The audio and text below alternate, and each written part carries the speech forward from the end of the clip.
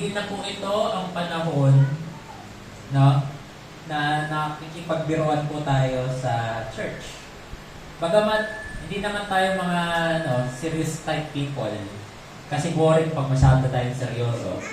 Pero pagdating po sa second coming, it is no joke. No? Bagamat marami po sa atin, I believe nangungusap na po ang Diyos sa atin. No? Through visions, through dreams, through our devotion, na we need to take action. Amen? And I pray na itong 10 signs of the second coming of Jesus, hindi po itong pagmulan ng takot, pero pagmulan po ito ng inspirasyon upang tayo ay mag-action in winning souls and making disciples. Amen? Kasi, kung hindi ngayon, kailan pa? Amen? Sipin mo ka, nung nakita nyo nga, ako nakita ko lang sa Facebook pero kayo nakita nyo, talagang ayun yung sunog.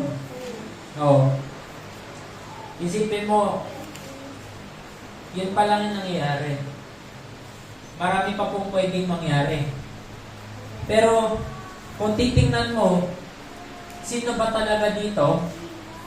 Habang tinitingnan niya yung sunog, tapos tinitingnan mo yung mga taong tumitingin dinusunog, sino ba dito ang nakakilala sa Panginoon? Sino ba dito ang nagmamahal sa Panginoon? No? Baka mamaya, pag tinignan po natin yung percentage dito sa Samberga, baka ilan pa lang pala. Akala lang natin, kilala nila si Lord. No? Kaya po, wag po tayong magbaka. Wag po tayong mamuhay na baka kilala nila si Lord.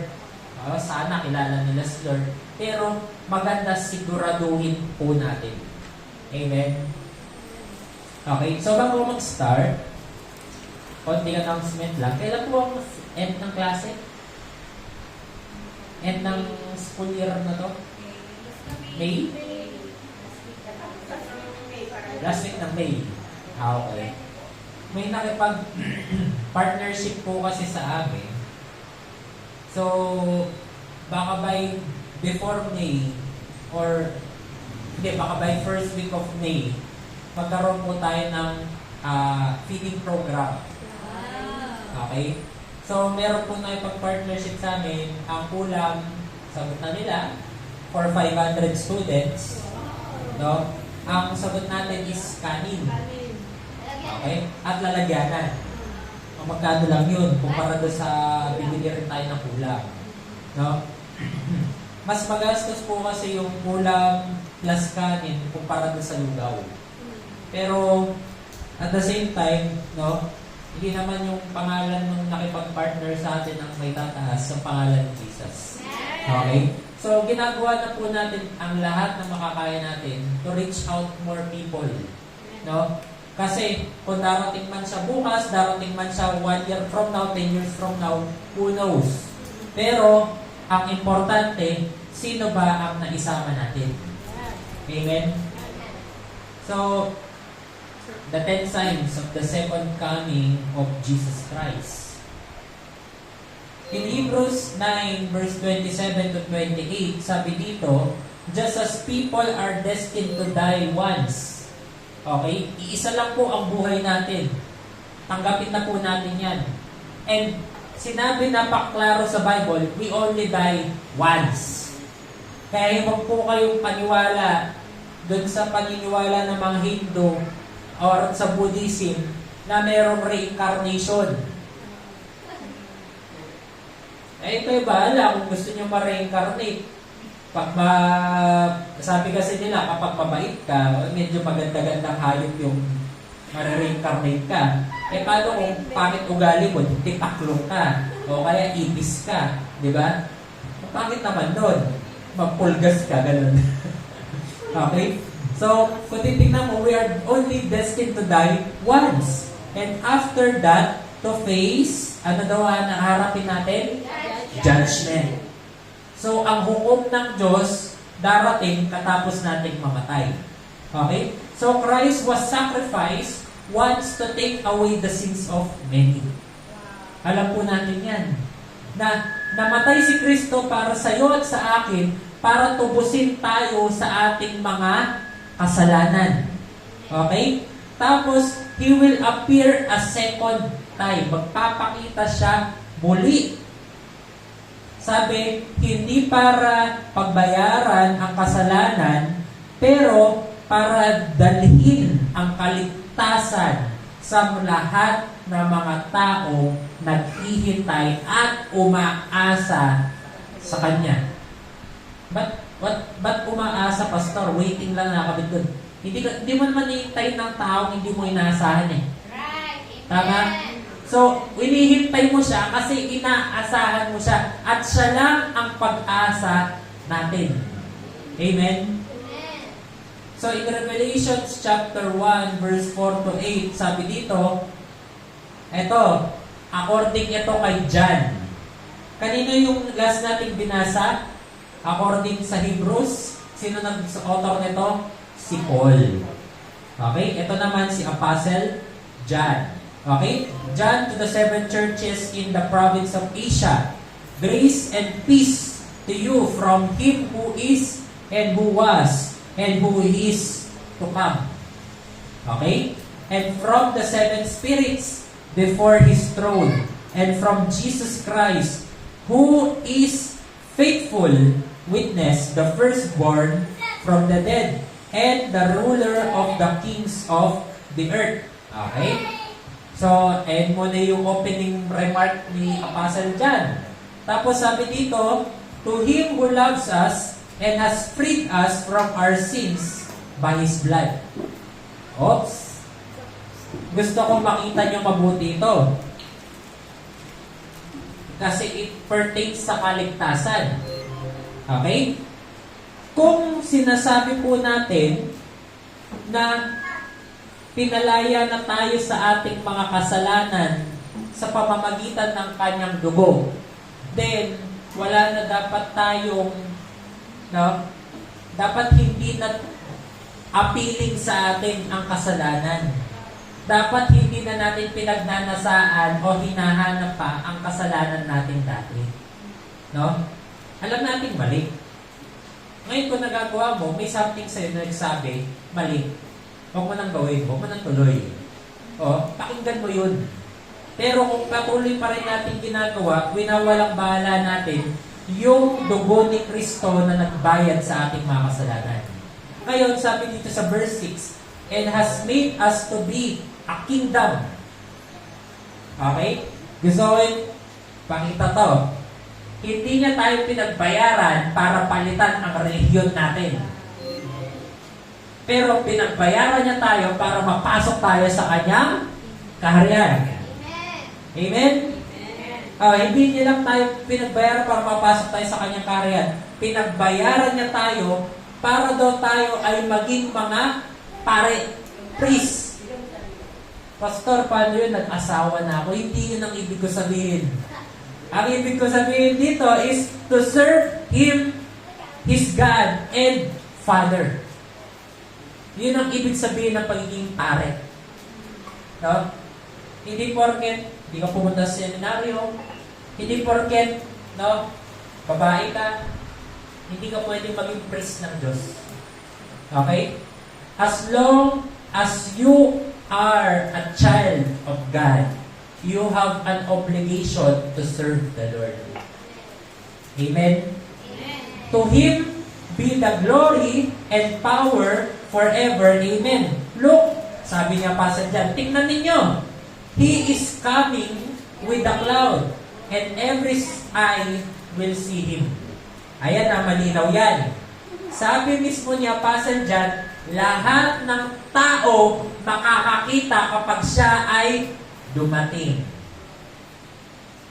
Okay? Even those who pierced Him, lahat ng nanakit sa Kanya, all people on earth will mourn because of Him. So shall it be. Amen. Tapos sabi dito, I am the Alpha and the Omega, says the Lord God, who is, who was, and who is to come, the Almighty. Wow, di ba? So, bakit mo kailangan maghanda? Matagal pa naman yan. Sure ka ba? Di ka sure, di ba? Di ka sure kung matagal pa. No? Sinabi na nila yan dati, Pastor. Simula pa nung kaninununuan ko, sinasabi na nila, end times na. Well, dati, magulo ng mundo. Pero, mas magulo siya ngayon. Amen? Matagal na nilang sinasabing padating na. Pero no one knows kailan. Okay? In Matthew 24:36, it says, but concerning that day and hour, no one knows. Not even the angels of heaven, nor the Son, but the Father only. Ano daw kailangan natin gawin? Matthew 24:44. You also must be ready, for the Son of Man is coming at an hour you do not expect. Okay? Malinaw po yan. Huwag natin expect na, ay matagal pa naman. Tsaka na ako mananampalataya, tsaka na ako magsaserve kay Lord, tsaka ako na siya mamahalin. Kapag talagang malapit na, kapag nandyan na, hindi mo nga alam kailan darating. Amen? Malay ba natin, mamaya lang katapos service na to, dumating siya muli. No? So, ito po ang main verse po natin, matatagpuan po natin sa Mateo chapter 24. At ang nagsabi po niyan si Jesus. Okay? Marami po kasing author ng second coming. Pero syempre, ang pinaka-credible na source natin is ang ating Panginoong Jesus. Amen? Binaback-upan lang yan ng ibang mga author. Ni John, ni Paul, ni Matthew, ni Luke. Okay? Sabi dito, verse 1, lumabas si Jesus sa templo. Paalis na siya nang lumapit ang mga alagad at itinuro sa kanya ang mga gusali ng templo. Sinabi niya sa kanila, nakikita ba ninyo ang mga gusaling yan? Tandaan ninyo, darating ang araw na wala riyang matitirang bato sa ibabaw ng isa pang bato. Ibig sabihin nun, lahat mabubunaw. Lahat ay iguguho. Habang si Jesus ay nakaupo sa bundok ng Olibo, palihim siyang tinanong ng kanyang mga alagad, kailan po ba mangyayari ang mga sinasabi ninyo? Ano po ang magiging palatandaan ng inyong muling pagpaparito at ng katapusan ng mundo? Okay? Ito yung number 1 na sinabi ni Jesus. Sumagot si Jesus, mag-ingat kayo upang hindi kayo mailigaw nino man. Maraming paparito sa pangalan ko at magpapanggap na sila ang Kristo at marami silang maililigaw. Malinaw po yan. So, number 1 is deception of false Messiah. Mga maling tagapagligtas. Okay? Bigyan ko lang kayo ng iilan, no? In 1979, lumabas si Henry Cristo of Brazil. Okay? Sabi dito, claim niya, I am your father. The voice he claimed told him that he was the same Jesus crucified 2,000 years ago. Isipin nyo, may boses lang na narinig siya at nagsabi sa kanya, ikaw si Kristo. Pinaniwalaan niya yun at nangaral siya sa maraming tao at marami ang taong sumampalataya sa kanya, hindi kay Jesus. Okay? Tapos 1982, nabilang po siya dahil sa blasphemy at vandalism in Brazil. Sipin mo, ito ang Jesus Christ na vandalism, na nagbabandalize. Okay? Tapos, eto nakalungkot. Police have continually detained Inri over the last few decades, resulting in the defended and walled compound in which he now lives with his acolytes. So, ibig sabihin, pinoprotektahan pa rin siya ng mga police, pero kasama niya yung mga disciples niya. Ibig sabihin, marami pa rin ang naniniwala sa kanya up to this day. Okay? Number 2 is Moses Long Wayne. Okay? Ang sinasabing Moses ng Africa. Okay? Accused of tearing families apart, Long Wayne said he had spent 22 years in a fight with the devil and have overcome him. Okay? Tapos, ayan, makikita nyo, sabi, nagkaroon siya ng asawa at yung asawa niya ay ginawa nilang title sa kanya is Mother of the Whole World. Okay?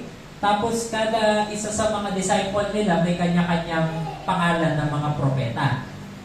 Okay? Meron din naman si Besorian of Siberia. O, ito, 10,000 ang sumampalataya sa kanya. Grabe. O. A former Red Army officer, Besorian worked as a patrol officer in Minusik police force in Siberia before losing his job in 1989. O, tapos, ito, tingnan nyo. A year later, he had a vision that he was Christ to lead followers among whom alcohol, tobacco, meat, and money are banned. Sipin nyo, yung isa, narinig niya siya si Kristo. Yung isa, nakita niya, ikaw si Kristo, sabi. Kaya nga, lagi ko kayo minawaraningan. Huwag kayong basta-basta naniniwala sa naririnig nyo at nakikita ninyo, lalo na kung hindi yan naka-align sa Bible. Amen? Kaya nga tingnan mo yung katabi mo, sabihin mo sa kanya, oh, hindi ito ang panahon na mag-petics pa tayo. Magseryoso na tayo. At sinasabi ko rin yan sa 100 viewers na sumusunod sa amin, no? Sa 100 people na nagsusubscribe sa channel. Kasi ito, may church tayo pero may virtual church din naman tayo. And we are reaching people. No? So, hindi na to ang panahon para mag-petics pa tayo sa simbahan.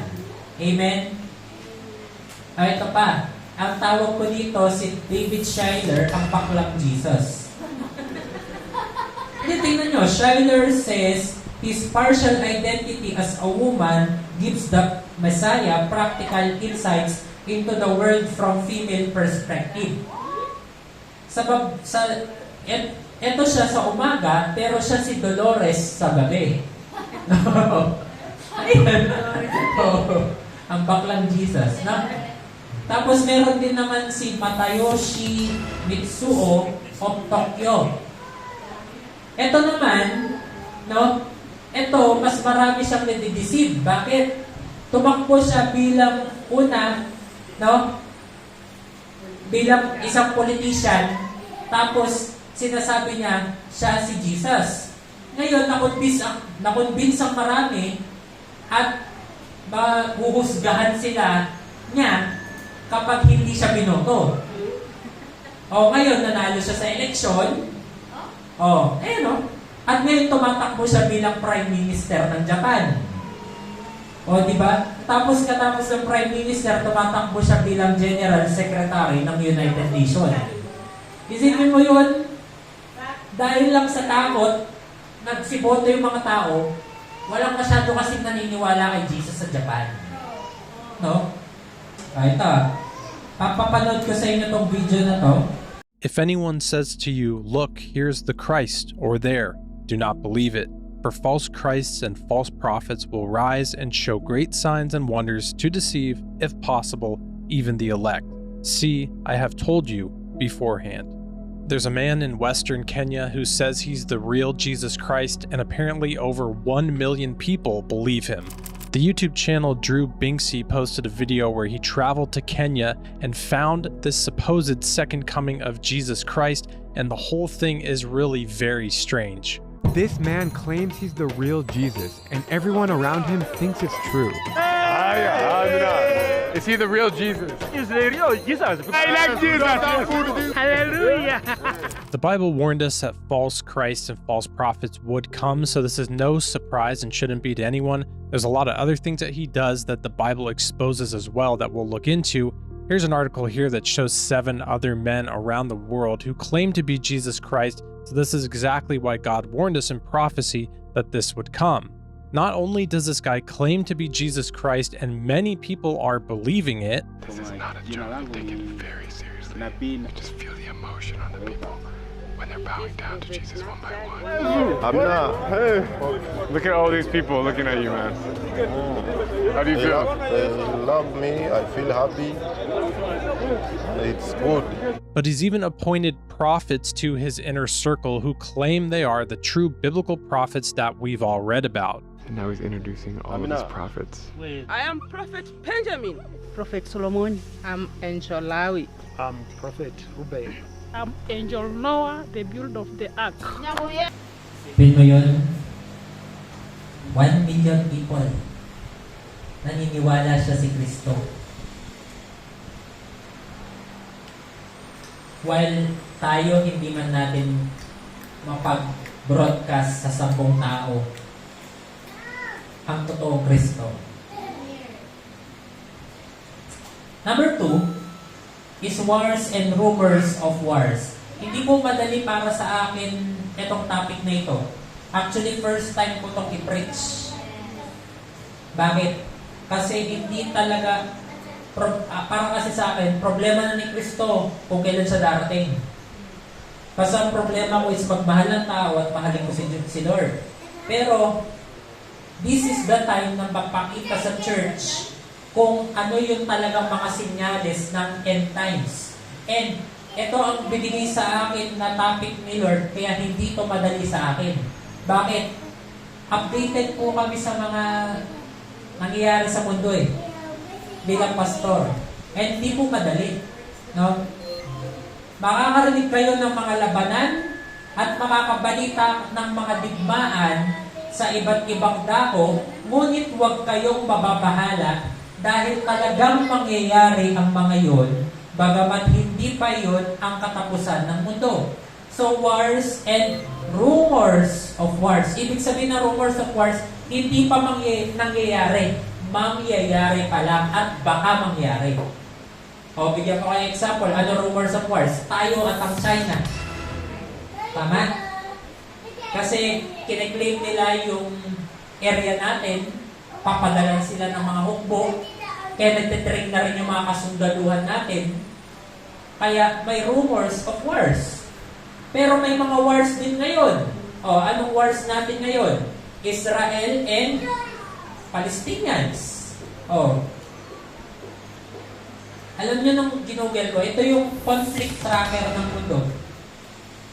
Ito ang lahat ng bansa na merong war at conflict ngayong panahon na ito. Alam lang natin ilan, di ba? 2, 3. Pero titingnan mo. Kalat siya sa buong mapa. South Korea, North Korea, nag-aaway pa rin naman.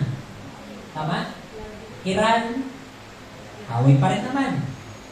Isipin mo yan, paano ka mapakampante kung kada sa parte ng mundo may gera na? Eh dati nung pre-reach yung end times, isa lang naman ang gera. Eh ngayon dami na.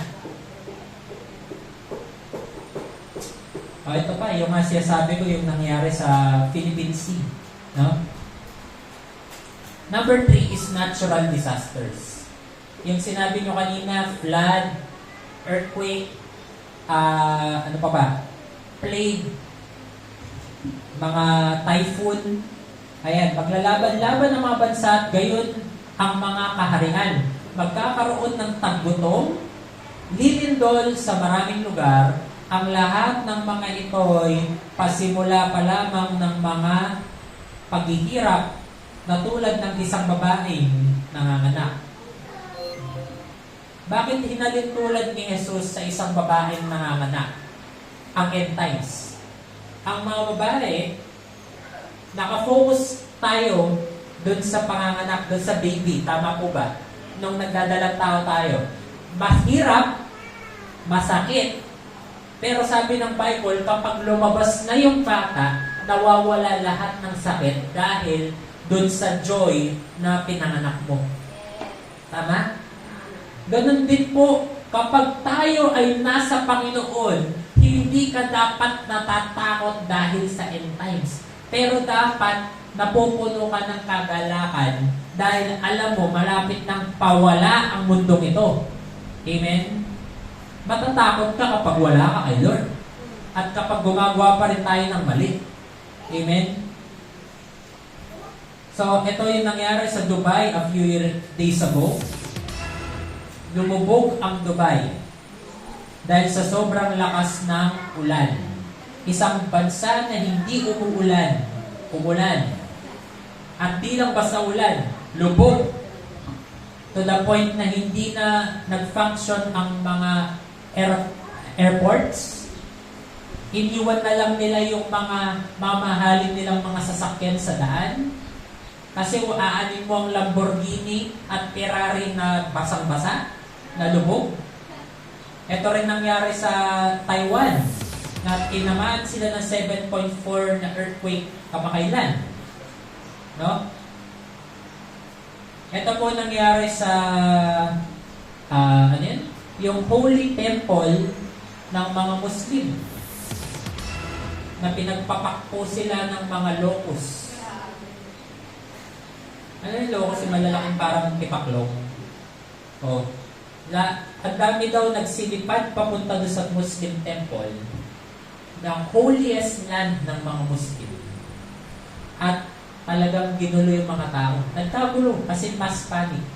No? Tapos, eto pa lumalabas ang pertussis ngayon. No? Nagkakaroon ng pandemya. Kakatapos lang ng COVID, meron na naman. No? 2 Peter chapter 3 verse 11, since everything will be destroyed in this way, what kind of people ought you to be? You ought to live holy and godly lives as you look forward to the day of God and speed its coming. That day will bring about the destruction of the heavens by, saan daw mawawasak ang kalangitan? Fire. Mainit ba ngayon? Yes, super. Ano sabi? Iinit pa daw and the elements will melt in the heat. And in keeping with His promise, we are looking forward to a new heaven and a new earth where righteousness dwells. Akala niyo pwede na magprito ng itlog ngayon, no? Pero sabi ng Panginoon, bago siya dumating, malulusaw lahat. Number 4 is persecution. Sabihin po natin persecution. Pagkatapos ay mapupuotan kayong lahat dahil sa inyong pagsunod sa akin. No? Meron bang nakaka-relate dito? May mga napupuot ba sa inyo dahil sa pagiging Kristiyano ninyo? Amen? May mga nagbabackstab na nagsasabi-sabi dahil Kristiyano kayo, dahil born again kayo? Meron. Isasakdal kayo upang pahirapan at patayin. Okay? Ito kamakailan lang to.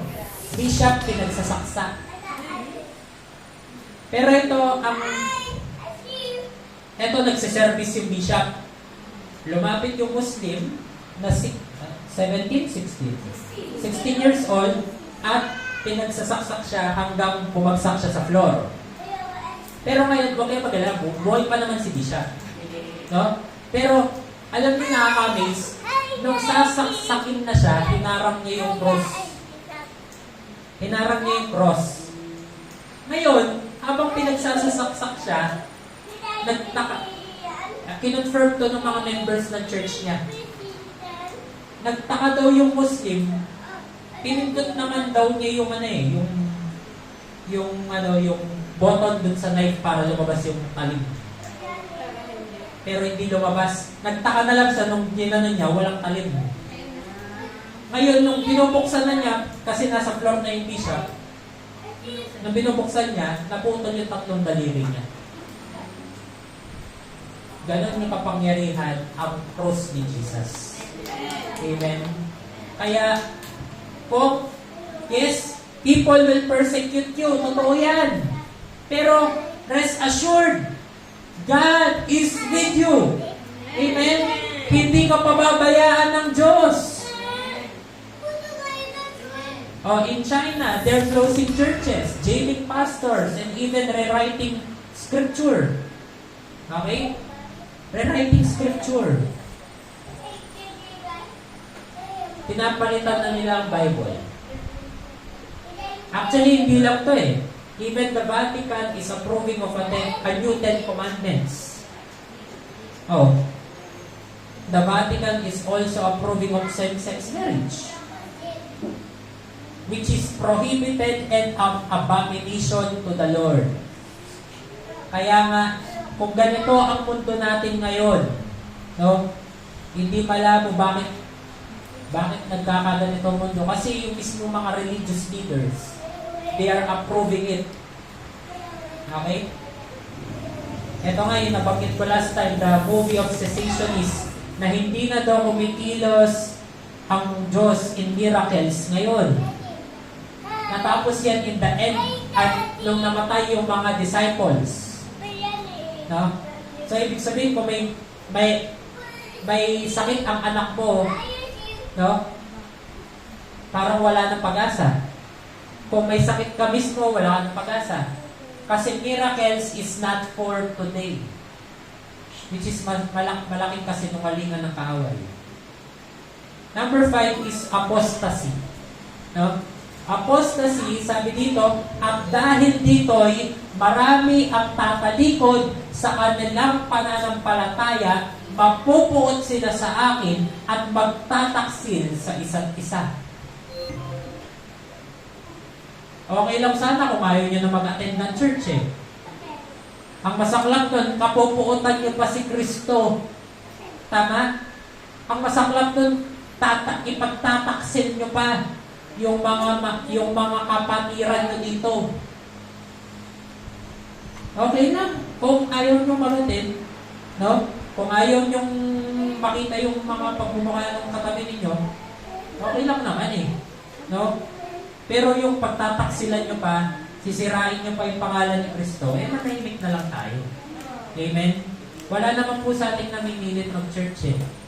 Kaya lang kung ginagawa ito, kaya po namin ginagawa lahat ito, para dahil mahal po natin ang Diyos.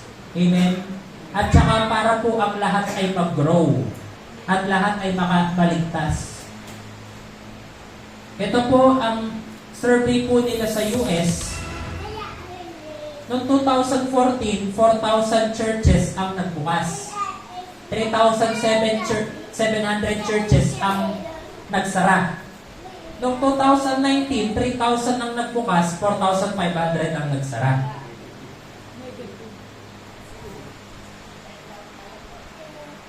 Kaya po huwag po tayong magtaka.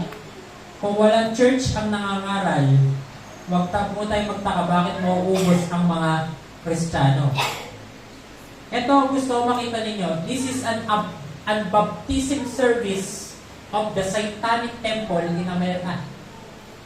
Kung nabaptize ka sa Panginoon, meron silang unbaptism service para i-renounce yung kaugnayan mo kay Kristo.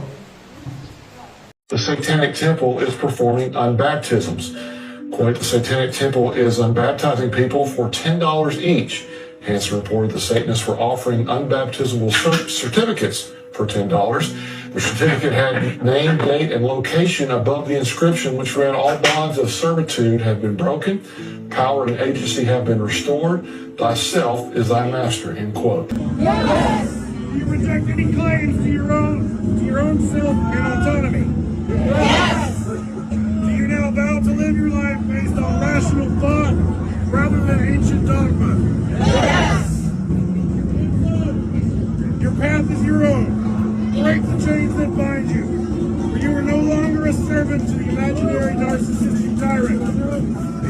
the nature and character of Satan with empathy, compassion, knowledge, and rationalism.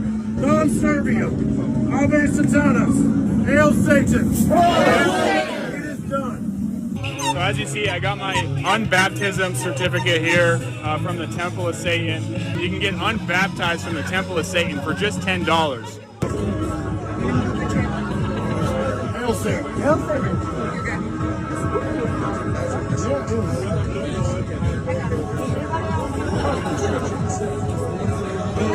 Hail Satan.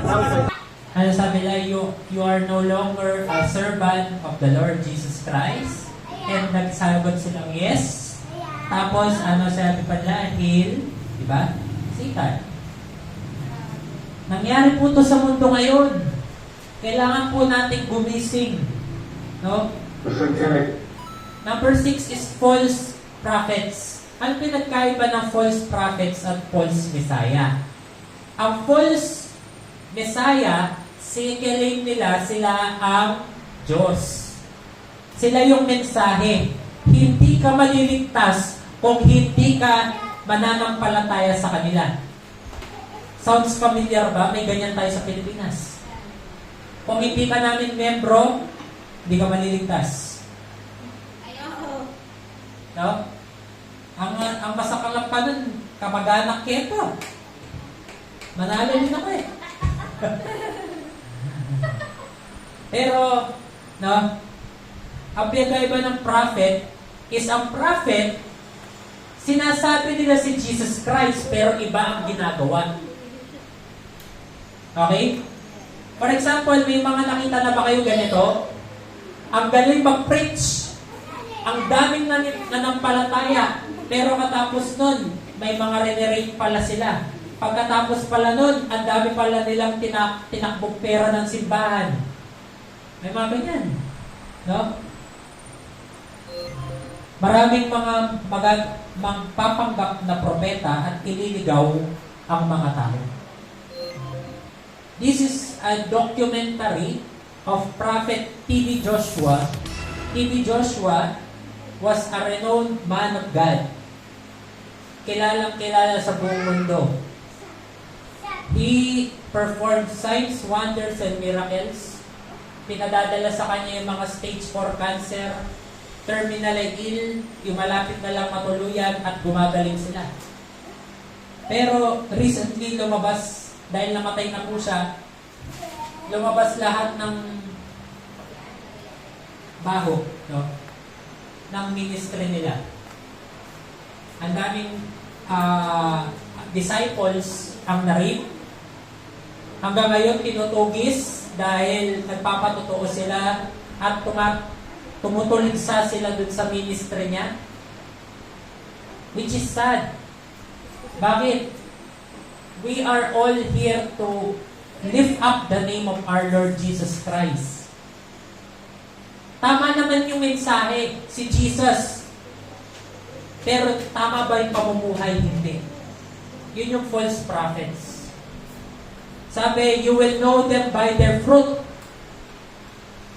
Kaya nga kung, kunwari, kayo lahat, kapag may nangyari sa inyo, tama, ang mananagot ako. Bakit? Kasi you are under my covering. Tama po ba? Ngayon, kapag may ginagawa din naman kayong mali at nakikita ng mga tao, it also reflects on your pastor. Kasi you will know them by their fruit. Tama po ba? Kaya nga, itong nangyari na ito, it is tragic. Totoo yun. Pero, wag na po na, ginagawa ko lang itong example para hindi na natin sundan.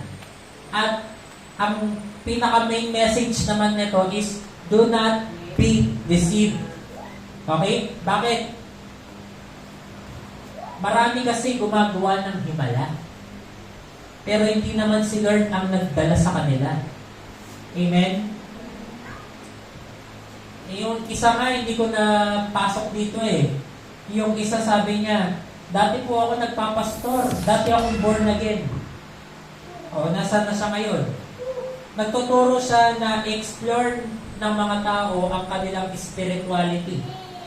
Na pwede mong makausap ang mga anghel, ang mga demonyo, at lumabas ka sa katawang tao na ito. That is astral projection, that's witchcraft. Sabi niya, marami kasi hindi tinuro sa Bible. May reason bakit wala yun sa Bible.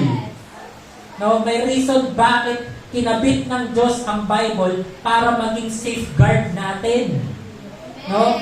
Kaya nga kung mag-explore ka ng spirituality outside the Bible, pupunta ka sa mga mananawas, mangkukulam, mga mediums, nako, kapatid, delikado ka dyan. No? Hindi porket gumagawa sila ng himala sa buhay mo, ay maka-Diyos sila. Amen? Kaya nga, why not manampalataya ka na lang sa Diyos, kita mo kahit sa mismong kwarto mo kaya kanyang pagalingin. Amen? Bakit hindi ako agad gumagaling, pastor? Bakit hindi ako agad pinagpapala ng Diyos? Bakit hindi agad answered prayer? Kasi kung ibibigay lahat ng Diyos, walang testing ng faith na mangyayari. Amen? Eh, tinitingnan niyo yung pananampalataya mo. Mas importante ang pananampalataya mo kaysa sa lapid. Mas importante ang pananampalataya mo kaysa sa kagalingan. Amen? Bakit? Alam niya, dahil sa pananampalataya mo, kapag nawala na lahat dito sa mundong ito, may isang matitira pananampalataya. At dahil doon, makakasama ka niya. Kaya nakikita rin yun ng demonyo. Isa sa mga tinatarget ng demonyo para ikaw ay iligaw is yung pananampalataya mo. Alam niya, kapag na-redirect niya yung pananampalataya mo mula sa Panginoong Jesus patungo sa mga alagad niya, naku, delikado ka na. Baka mamaya makikita mo, dati sumasamba ka sa Panginoon. Ngayon, kung kanino-kanino ka na lumuluhod.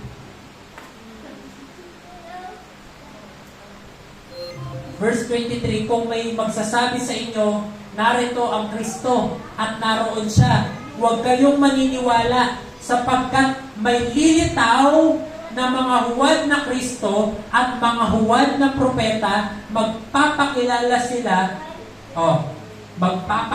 sila ng mga kamanghamanghang himala at mga kababalaghang upang iligaw kung maaari maging ang mga hinirang ng Diyos.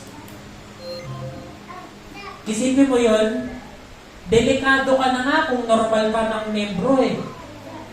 Tama? Eh sabi, pati mga hinirang ng Diyos, gustong iligaw ng mga ito. Kaya nga minsan, kahit mga pastor na ililigaw eh. Oh. Tandaan ninyo, pauna ko nang sabihin ito sa inyo. Bakit pinauna ni Jesus? Para maghanda tayo. Amen? Number 26, kaya't kung sabihin nila sa inyo, naroon siya sa ilang, huwag kayong pumunta roon.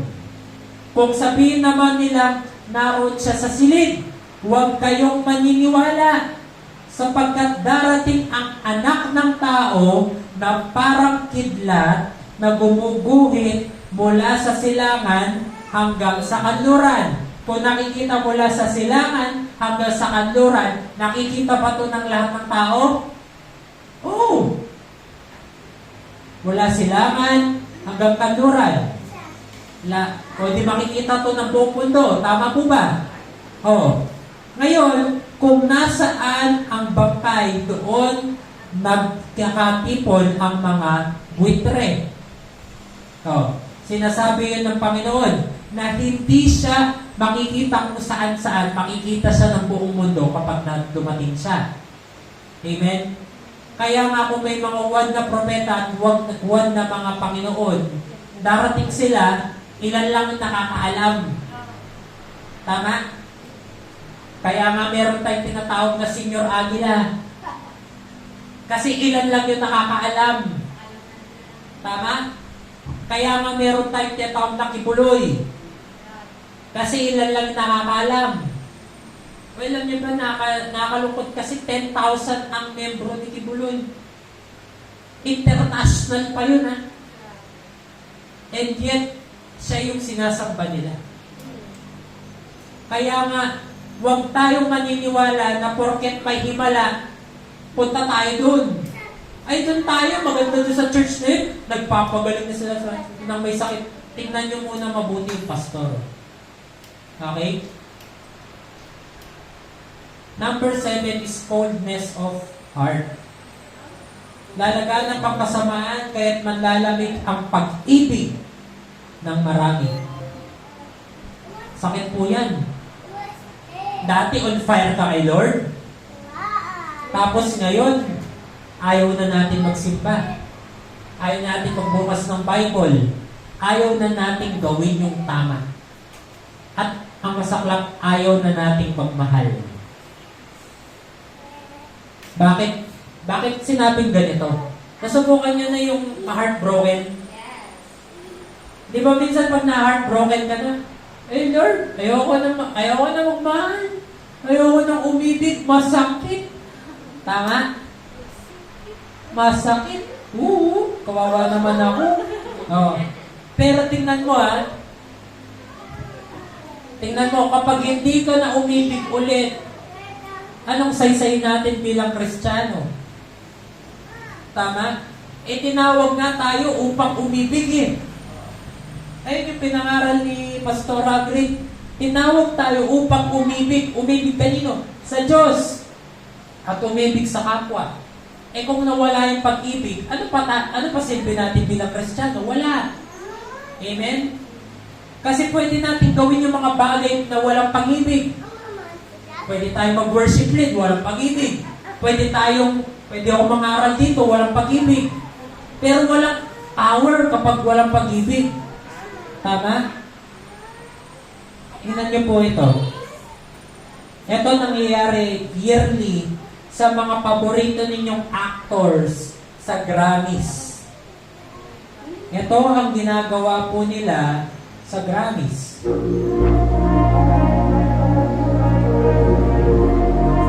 Paboritong mga actors po natin ito Beyonce, Madonna, Sam Smith, Taylor Swift, Katy Perry. Ang daming mga tao ang nagsasamba sa matrimonyo and yet ina-idolize ng mga tao ito. Number 8 is preach to the whole world. Isa to sa mga senyales ng pagdating muli ng ating Panginoon na na-preachan lahat ng tao sa mundo. Okay. Ngayon ang tanong, may nagtanong kasi nito dati, Pastor, di ba napakasama naman ng Panginoon? Tinatapon niya yung mga tao sa impyerno. Kapatid, walang tinatapon ng Diyos sa impyerno. Okay? Kasi tingnan mo, bago siya dumating muli, lahat ay mabibigyan ng pagkakataon na manampalataya sa Kanya. Bakit? God is just. God is just. Mahabagin siyang Diyos at meron siyang hustisya. Hindi niya tatapon ng isang tao sa impyerno porque hindi niya alam ang gospel. Kaya ako naniniwala ko, lahat tayo bago tayo mamatay, ilang mga pastor, evangelist, prophets, ang padadala ng Diyos para lang manampalataya ka. Amen? Kaya nga tingnan mo, ilang beses na kayo tumanggap? Di ba? Ang dami na? Ang dami beses na. Sa iba't ibang pastor, iba't ibang mga tao, ang dami na. Bakit? Sinisigurado lang ng Diyos yung pananampalataya mo. Ngayon, sino yung pumupunta sa impyerno? Yung mga hanggang sa huli-hulihan, ayoko yan. Hindi ko trip yan. Boring yung Bible na yan. Ayoko pumunta sa church. Hindi ko gusto yung Kristo na yan. Hanggang sa kahuli-hulihan, ayaw nilang pagliligtas ng Diyos. Number 13, ngunit ang mananatiling tapat hanggang wakas, ang siyang maliligtas. Ipapangaral sa buong sanlibutan ang magandang balitang ito tungkol sa kaharian Oops! Wait, there's more. Ano daw ang tungkol sa mabuting balita? Tungkol sa kaharian ng Diyos. Bakit wala nangangaral ng kaharian ng Diyos? Mas pinangangaral pa natin pagiging born again, pagiging baptist, pagiging katoliko. Hindi naman yan ang pinangaral ng Diyos, pinangaral niya ang kanyang kaharian. Amen? Kaya nga maraming division sa church eh. Bakit? Kasi pinangangaral natin yung denomination natin. Pinangangaral natin yung identity ng church natin. And yet, walang ginawang gano'n ng Diyos. Pinangangaral niya ang kaharian ng Diyos. Amen? Kaya nga minsan, ayaw makihalubilo sa inyo. Tama, ayaw natin makahalubilo sa ibang church. Bakit? Kasi hindi sila katulad natin. Pero sa kaharian ng Diyos, tingnan mo, yung mga dating mananampalataya, nagkakaisa sila sa Antioch, sa Macedonia, sa Thessalonia, nagkakaisa sila. Bakit? Pinangangaral ang isang mabuting balita ng kaharian ng Diyos. Amen? Kaya kung gusto nyo maging powerful sa kaharian ng Diyos, i-preach nyo ang kaharian ng Diyos. Amen? Number 9, ang paglabas ng Antichrist. Kapag nakita ninyong nagaganap na ang sa dakong banal, ang kasuklam-suklam at nakapagkalapastanganan, ngayon tinutukoy ni Propeta Daniel, unawain ito ng nagbabasa. Ang mga nasa Judea ay dapat tumakas papunta sa kabundukan. Ang nasa bubungan ay huwag nang mag-aksaya ng panahon at kumuha pa ng kahit ano sa loob ng bahay. At ang nasa bukid ay huwag nang umuwi upang kumuha ng balabal. Sa mga araw na iyon, kawawa ang mga nagdadalang tao, ang mga nagpapasuso. No? Disclaimer lang, hindi po sinasabi ng Diyos na mag-anak na kayo ngayon. No? Hindi po sinasabi ng Diyos na mag-anak na tayo ngayon para pagdating ng end times, hindi tayo nagpapasuso. Hindi naman yung ibig sabihin nun. No? Pero siya sabi, ipanalangin ninyo na ang inyong pagtakas ay huwag mapataon sa taglamig o sa araw ng pamamahinga or yung Sabbath day. Sapagkat sa mga araw na yon, ang mga tao'y magdaranas ng matinding kapighatiang hindi pa nararanasan mula ng likhain ang sanlibutan hanggang sa ngayon. Bakit daw tumatakas sa mga tao? Kasi may kapighatian. Okay? At hindi na mararanasan pa kahit kailan. Malinaw yan. Kaya sila tumatakas sa mga bundok. At kung hindi ipinaikli ng Diyos ang mga araw na iyon, walang taong maliligtas. Bakit? Kasi kung sobrang tagal, mawawalan ka ng pananampalataya sa Diyos. Kaya, kung hindi matibay ang pananampalataya mo ngayon, pag dumating ang Antichrist at nagdulot ito ng matinding kapighatian sa mundo, paano pa tayo? Sino pa maliligtas? Sabi nga, dinalapastangan nila ang Diyos eh. Ngayon nga, hindi pa lumalabas ang Antichrist. Base lang sa pinanood natin, hindi pa ba nila dinalapastangan ng Diyos? Kaya nga sabi ko, mahirap itong i-preach. Bakit? Masakit sa dibdib. Ito nangyayari sa mundo ngayon. At kung hindi pinakikli ng Diyos ang mga araw niyan, walang taong maliligtas. Ngunit alang-alang sa mga hinirang, paikli ng Diyos ang mga araw na yun.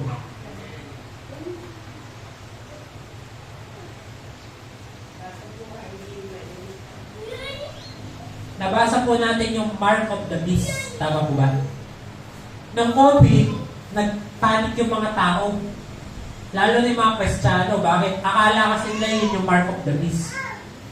Na tutusukan sila ng kung ano-ano. Hindi po yun. Ang sabi, ang mark of the beast is nandito sa forehead at nasa kamay. Okay? Malinaw yan. Ngayon, si Elon Musk ay gumawa ng microchip para mag-control ng mga gamit sa bahay. Kunwari, iniisip mo na patayin yung ilaw, mamatay. Inisip mo mamamatay yung faucet, mamamatay. Mag-i-implant daw sila ng chip sa utak mo para kung ano yung iisipin mo, yun yung gagawin ng mga bagay-bagay. Ngayon, sa Revelations, sabi sa Revelation, meron daw i-implant sa atin sa utak at sa kamay. At kung wala yun, hindi ka makakabili ng kahit ano. At hindi ka makakagawa ng kahit anong transaksyon. Ayun, no? Revelations 13. Basahin nyo na lang po kasi mahaba ito. No? Revelations 13. So, hindi... Kaya nga, parating na. Kasi na-develop na yung technology. Alam niyo kung ano pa yung mas nakakatakot ng technology? Gumawa ang tao ng portal papunta sa hell. Merong isang company, ang tawag sa kanila CERN. Rene-recreate daw nila ang Big Bang Theory. Ang Big Bang Theory, according sa mga scientists, merong explosion na nangyari na kaya na-create ang buong universe.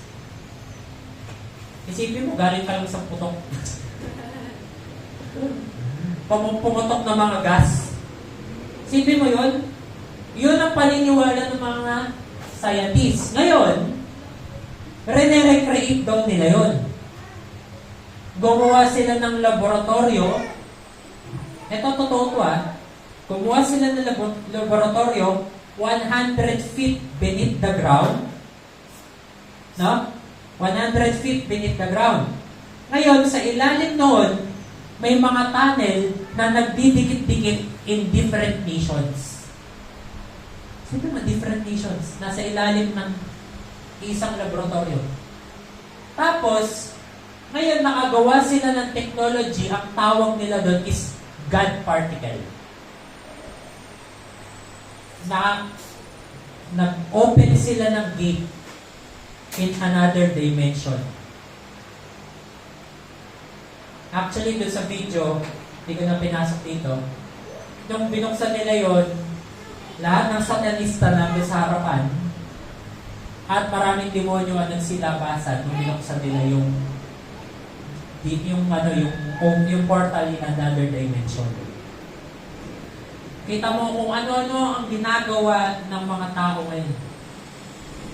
Kung hindi kayo naniniwala, look it up. CERN. No? CERN. You must be concerned of CERN. Okay? Number 10 is shaking of the constellation. Last na to. No? Sabi, pagkatapos ng kapighatian sa mga araw na yon, okay, ano pa ang hindi natin nakikita? Yung Antichrist. At hindi pa natin nakikita yung itong sign na to. Pagkatapos ng kapighatian sa araw na yon, magdidilim ang araw at hindi na magliliwanag ang buwan. Ang tawag natin dyan, eclipse. Na? Tapos, Malalaglag mula sa langit ang mga bituin at mayayanig ang mga kapangyarihan sa kalawakan. Ang tawag natin doon, meteor shower. Mahuhulog lahat ng mga nasa kalangitan. So, yung mga bagay na yun, hindi pa natin nakikita. Oh. Bakit sila nagtatago sa mga bundok, yung mga Kristiyano? Kasi, sa mga kuweba pala. Kasi, kapag nahulog yung mga bituin na yan, kahit saan ka magtago, no? Iniisip nila, pinaka-safe, kuweba. Mahulugan lang yung earth na isang bituin, mahati yung earth eh. Kaya nga walang safe. Ang safe lang talaga is pag nasa Panginoon tayo. Amen? O, ito yung huli.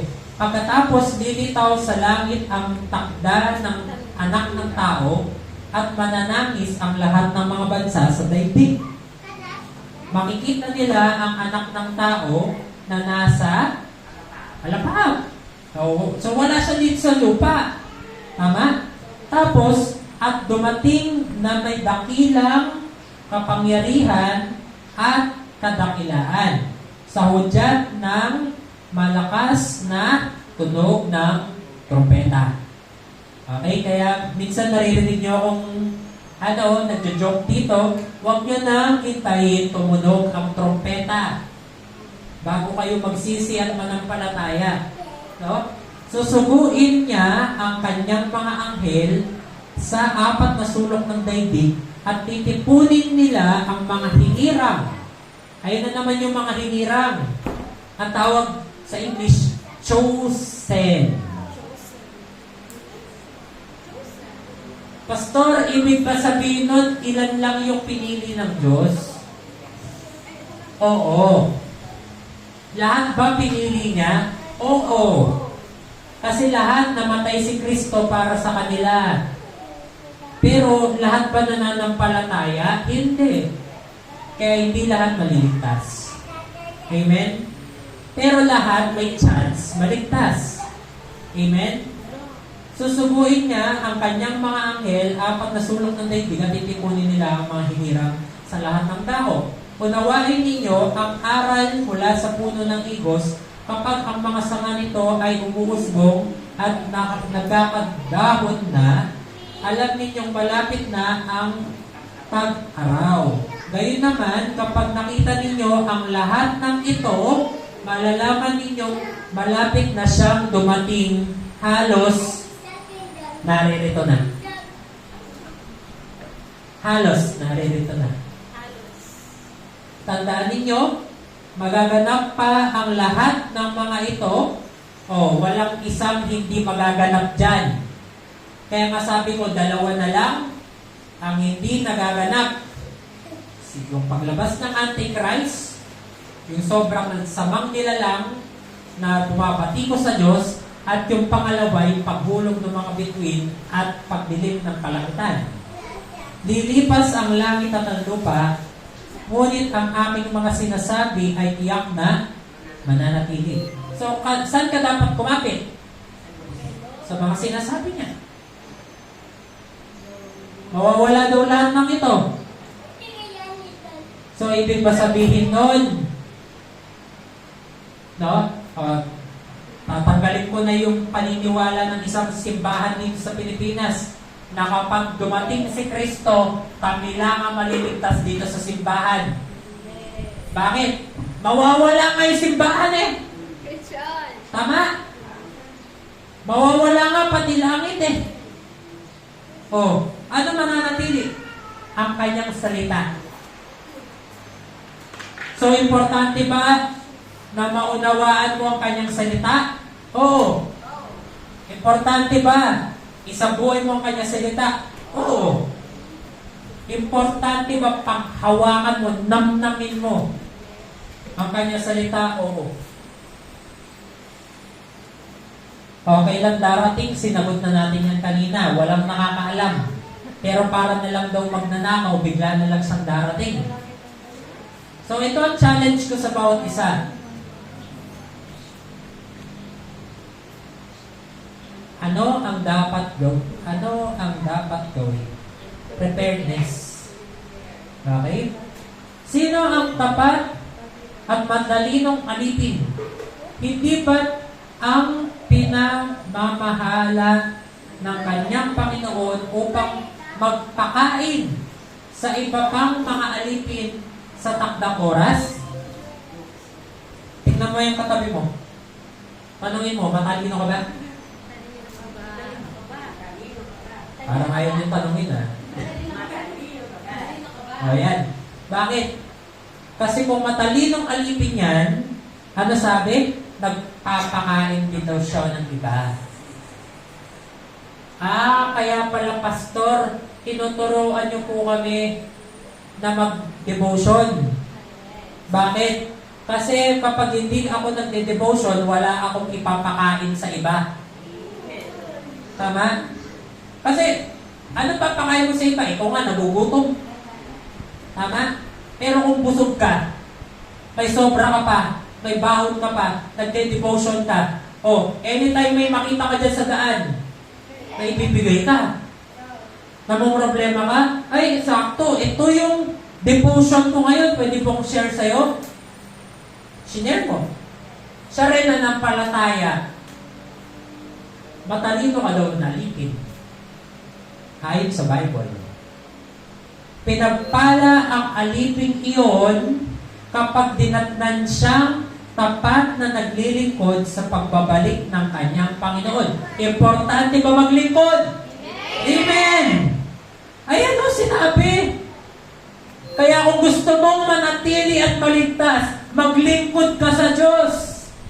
Amen? Ako nga, minsan, tanongin niyo si Pastor Agri. Nawawalan na ako ng idea paano kayo tuturuan maglingkod. Tama? Kumbaga lahat na lang na pwedeng gawin.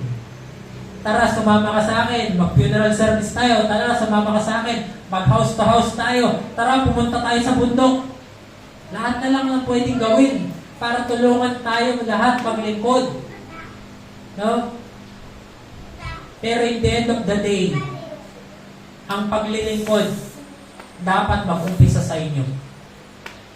Amen? Kasi walang saysay na magturo ako kung hindi mo gagawin. Wala din. Amen? Kaya tingnan mo yung katabi mo. Sabihin mo sa kanya, April pa lang ng 2024. Mag-umpisa na tayo. Amen. Verse 47. Sinasabi ko sa inyo, gagawin siyang tagapamahala ng kanyang Panginoon. Ang tanong ko sa inyo, kung pinagpala ka ng Panginoon dahil mabuti kang alipin, kung ginawa kang tagapamahala ng Panginoon dahil mabuti kang alipin, ano pang problema natin? Bakit natin hinahabol ang pera? Tama ba? Bakit natin hinahabol ang posisyon? Ayan o. So na ngayon magbibigay sa atin eh. Kung mabuti tayong alipin, sasabihin niya sa kanyang sarili, matatagalan pa naman. Ito daw ang masamang alipin. Sasabi niya sa sarili niya, matatagalan pa naman ang pagbalik ng aking Panginoon. Marami po sa atin nagsasabi niyan, matagal pa naman siya bumalik. Tsaka na ako maglilingkod. Tsaka na ako magbabasa ng Bible. Uunahin ko muna ang paghahanap buhay. Kaya't sisimulan niya, ano sabi? Bugbugin ang kanyang kapwa alipin at makikipagkainan at makipag-inuman sa mga lasenggo. Tsaka na tayo maglingkod, mag-happy-happy muna tayo. Maglamang muna tayo ng kapwa. Manira muna tayo ng kapwa. Tapos sabi dito, babalik ang Panginoon ng aliping yon sa araw na hindi niya inaasahan. Okay? Sa hindi niya inaasahan at sa oras na hindi niya alam. Bibigyan siya. Ito po yung nakakalungkot sa akin bilang isang pastor. Na ginawa ko na po ang lahat ng aking makakaya. Pero kung hindi ka naging mabuting alipin, ito po mangyayari sa atin. Bibigyan siya ng kanyang Panginoon ng matinding parusa. At pagkatapos ay isasama sa mga mapagkunwari. Doon tatangis siya at mangangalit ang ngipin. Yun po yung masakit sa akin bilang pastor. Kung ginawa mo na lahat ng makakaya mo tapos pinili ng tao na huwag paglingkuran ng Diyos. Kaya nga, lahat ng mga ayaw, lahat ng akala nila, ano naman, boring dyan sa church. Ang pagpapala nasa church. Ang kataasan ng buhay nasa church. Ang kaligtasan nasa church. Bakit boring ang church? No? Bakit boring ang church? Kaya nga, kung iisipin lang natin ito, hindi niya lang tayo pinaghahanda, pero may gantimpala ang bawat paghahanda mo. Your fruits and your labor in the Lord is not in vain. Yan ang tatandaan po natin. Amen? Sige po, tayo po tayo lahat.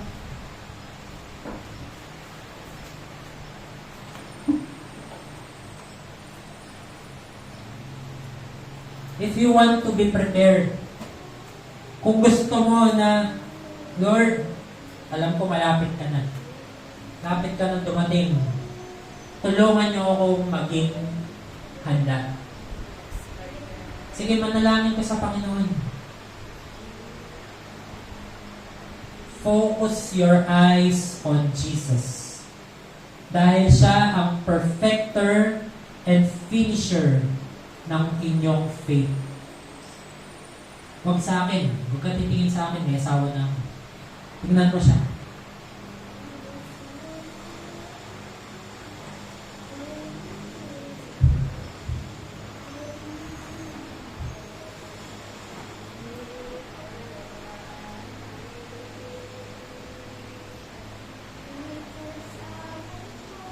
Sige, taas po natin ang mga kamay as a sign of surrender to the Lord.